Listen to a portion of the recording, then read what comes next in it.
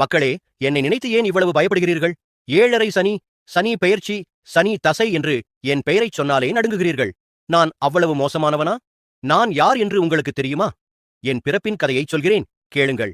தேவலோகத்தில் விஸ்வகர்மா என்ற சிறந்த தச்சர் இருந்தார். அவர் என் தாத்தா. என் தாய் சந்தியா, சூரிய பகவானின் மனைவி. சூரியனின் வெப்பம் தாங்காமல் அவள் தவித்தாள். என் தாத்தா தவம் செய்தால் வெப்பம் தாங்கலாம் என்று சொன்னார்.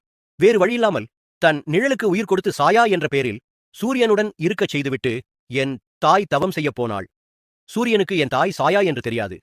அதனால் சாயா கர்ப்பமானாள். அந்த கருவில் உருவானவன்தான் நான், உங்கள் சனி பகவான். என் பிறப்பிலேயே பல மர்மங்கள் ஒளிந்திருக்கின்றன. என் தாய் நிழலாக இருந்து என்னை பெற்றெடுத்தாள். அதனால் நான் கர்ம வினைகளுக்கேற்ப பலன்களை வழங்கும் அதிபதியானேன். நான் உங்களுக்கு தண்டனை கொடுப்பதாக நினைக்கிறீர்கள். ஆனால் நான் நியாயமானவன். உங்கள் செயல்களுக்கு ஏற்பவே உங்களுக்கு பலன் கிடைக்கும். நல்ல செயல்கள் செய்தால் நல்ல பலன், தீய செயல்கள் செய்தால் தீய பலன்.